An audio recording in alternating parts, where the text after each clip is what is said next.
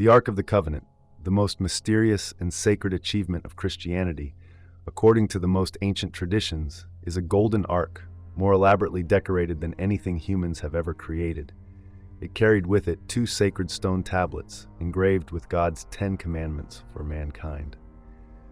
With the power from above, Israel used the Ark of the Covenant to cross the desert, searching for the land promised, and wiped out all enemies in wars. However, that treasure mysteriously disappeared in history. At one point, suddenly no one could see or hear anything. There is no news about the Ark of the Covenant.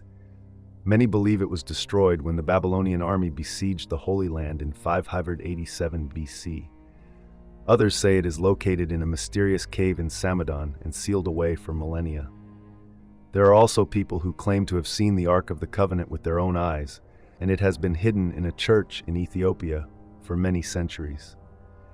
The actual location of the Ark of the Covenant is said to be a subject of myth and without foundation. However, everything will change from now on when you and I go searching for the true location of the Ark of the Covenant.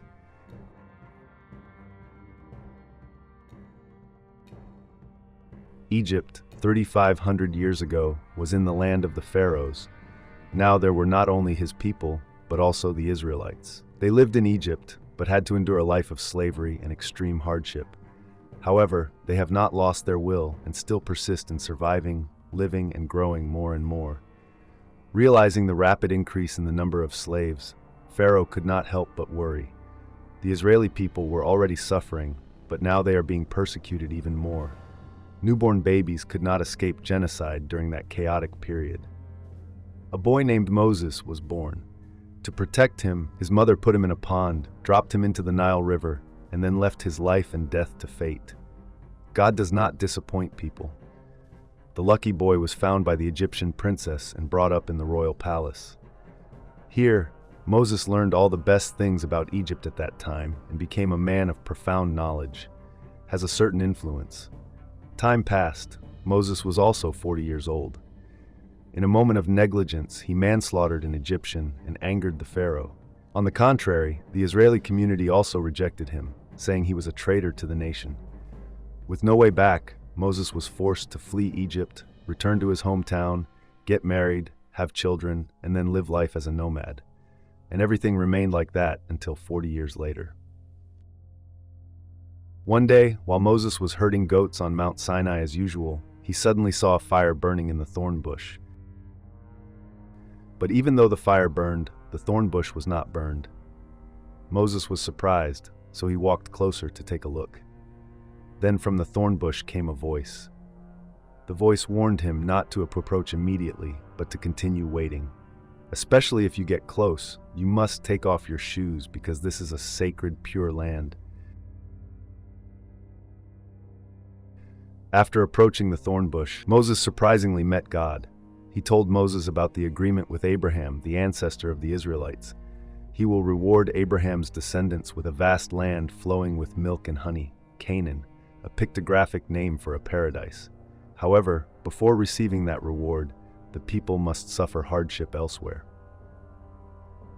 During those 400 years, that was also the reason why the Israelites in Egypt were enslaved for these 400 years. God saw that the 400 years were over, so Moses needed to return to Egypt, go to meet Pharaoh, and lead the children of Israel there.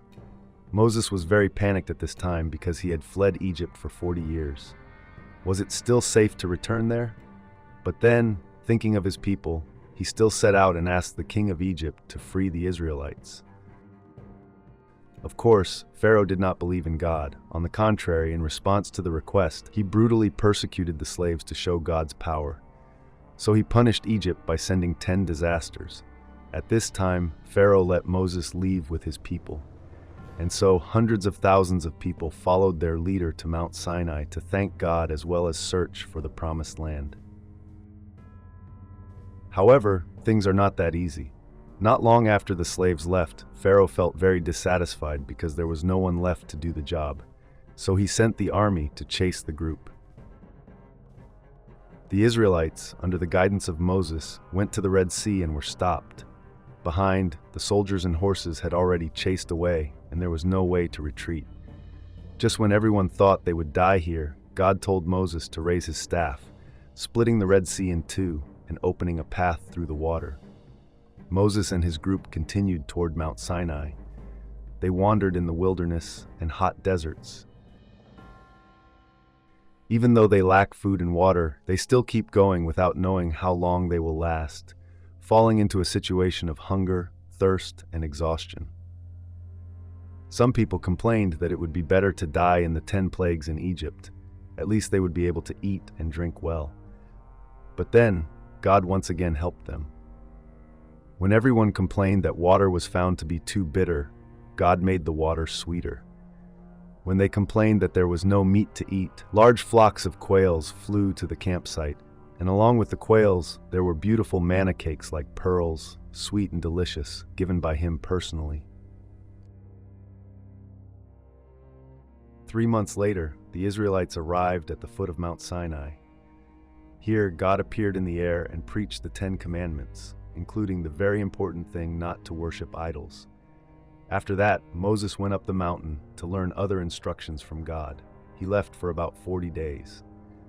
When going down the mountain, Moses carried 2 stone tablets engraved with the 10 Commandments.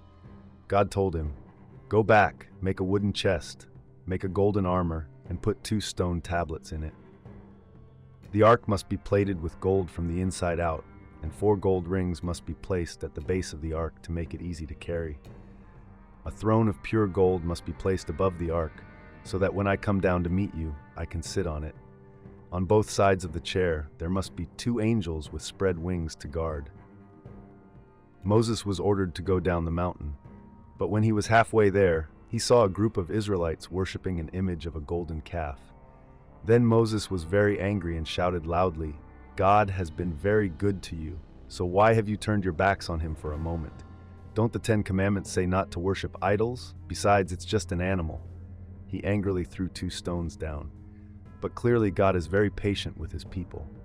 After some punishment, God forgave the Israelites and gave Moses 2 more tablets. This time Moses' anger subsided, and he built the Ark of the Covenant according to God's instructions. A special tent was built called the Tabernacle to house the Ark. The workers, according to God's words to Moses, created the Ark of the Covenant.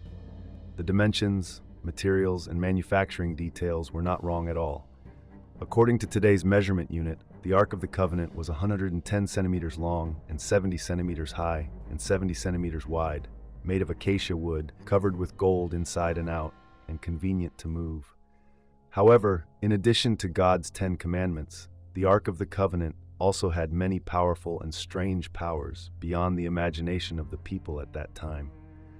The Ark of the Covenant can only be viewed from a distance and cannot be touched. There was an Israeli at that time named Uzzah who, because he touched the Ark of the Covenant, was electrocuted to death.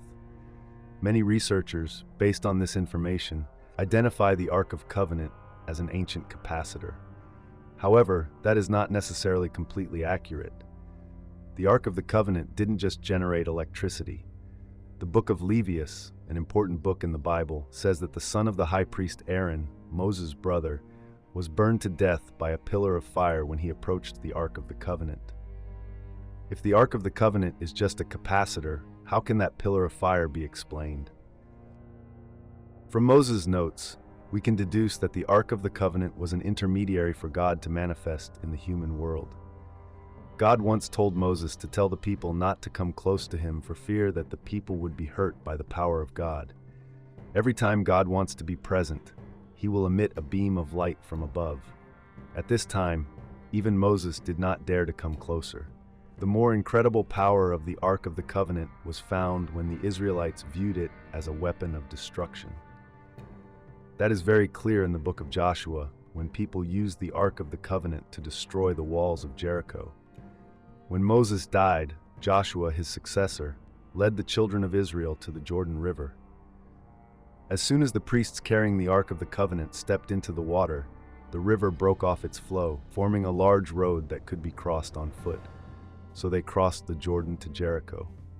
This city of Jericho prohibited outsiders from entering, so God instructed everyone to carry the Ark of the Covenant around the city.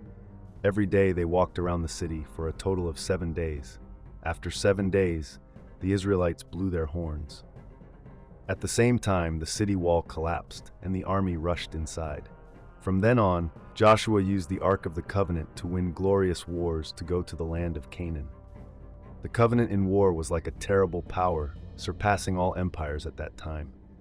Thanks to the power from God, the Israelites won most of the wars, but not all. Due to being too confident in their superweapon, they failed, and the Ark of the Covenant was taken by the Philistines and taken to the capital Ashdod. But contrary to initial expectations, the Ark not only did not bring power, but also caused the whole city to suffer a strange epidemic. Then, the priests spoke up and said that it was better to return the Ark of the Covenant to the Israelites because it was their treasure.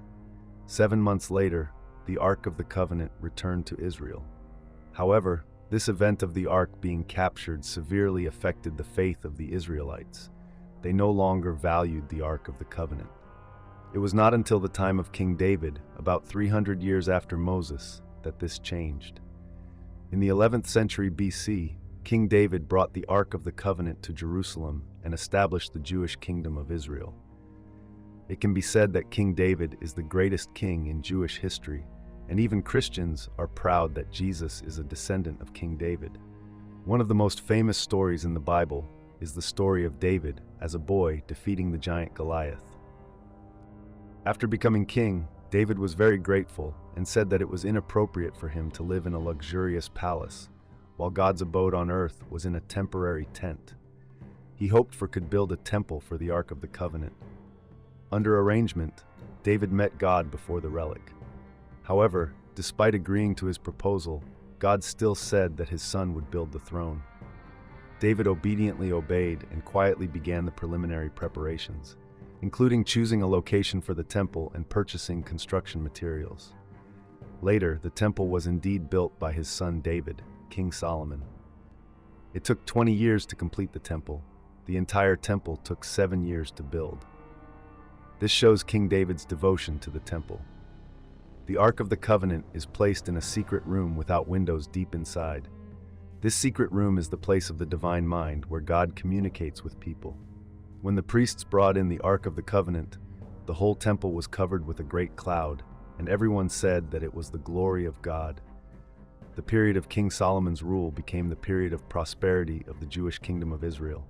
Economy, trade, politics, and culture all developed to their peak. However, in 586 BC, the kingdom of Babylon sent a large army to attack Jerusalem, destroying the Jewish kingdom. During this war, the temple was destroyed by fire, and a large amount of precious items were plundered. Therefore, some people believe that the Ark of the Covenant may have been plundered during that period. However, there is a strange point in the records about the loot items that the Babylonians brought back. The Ark of the Covenant. There is no mention of such a precious relic. This is likely to mean that before the battle, the Ark of the Covenant was already missing. Hopefully, there will certainly be many opinions given. However, we can raise a few prominent, well-founded hypotheses, as well as check the statements of the given figures and organizations, is to find the Ark of the Covenant. First, it is said that before the Babylonian invasion, the prophet Jeremiah predicted that the Ark would be stolen, so he decided to take it to a secret place. Ancient records describe it as the place where Moses went up and saw the legacy of God. With such data, many people believe that he is referring to Mount Nebo in Jordan, because in the Bible, this is also the place where Moses saw the promised land, which is Canaan, that we mentioned in the previous section. To better understand this, you need to know that Nebo is an extremely meaningful land to the Israelis. In the Bible, during the final stages of the Israelites' journey to Canaan, they camped near Mount Nebo before Moses died. God called him to climb to the top of the mountain. He said he would die here, looking out over the promised land. Moses' prayer to see the promised land was granted, but he and the Israelites would not enter the land now. Although this was not the case, absolutely certain, this hypothesis is not completely unfounded. After hiding the chest at the foot of the mountain with a number of other sacred relics, Jeremiah blocked the entrance with a large natural rock that followed him with the intention of marking the location of the Ark of the Covenant. but everything was immediately stopped. It will always remain an unknown location in the middle of the arid desert. However, difficulties cannot stop archaeology enthusiasts from conducting explorations around Mount Nebo in the hope of finding sacred relics. Many people have come here to search for many years around the mountain, but have not discovered any cave that could potentially contain the Ark of the Covenant. Recently, people have questioned whether the mountain referred to is not Mount Nebo, where Moses saw God's legacy. If it is not Mount Nebo, it can only be Mount Sinai, as mentioned in the first part. This place is where Moses received the Ten Commandments. However, unlike Mount Nebo, people do not know where Mount Sinai in the Bible is located. After many investigations, the most supported results show that Mount Sinai mentioned in the Bible is Mount Jebel Musa in the Sinai Peninsula, present-day Egypt. However, this is just an opinion lacking actual evidence, so it cannot make the question of Mount Sinai truly sink into oblivion, according to research by archaeologist Ryan Morrow. Mount Sinai, as told in the Bible, not only really exists, but it is also located in Saudi Arabia, not in Egypt as it is today. Many people still believe that Ryan Morrow described some historical locations in Saudi Arabia that are approached closely with the story of Moses in the documentary Finding Mount Moses. Mount Sinai is real in Saudi Arabia, he said on TV. One of the main reasons why scholars say that the Exodus is a myth is because little or no evidence of the biblical record has been found at Mount Sinai in Egypt. Is he really looking in the wrong place? Go to the Arabian Peninsula. You will find extremely convincing evidence consistent with the biblical account, says Ryan Morrow. The Holy Mountain is actually located in a province northwest of Saudi Arabia, and his hypothesis is supported by much experimental evidence.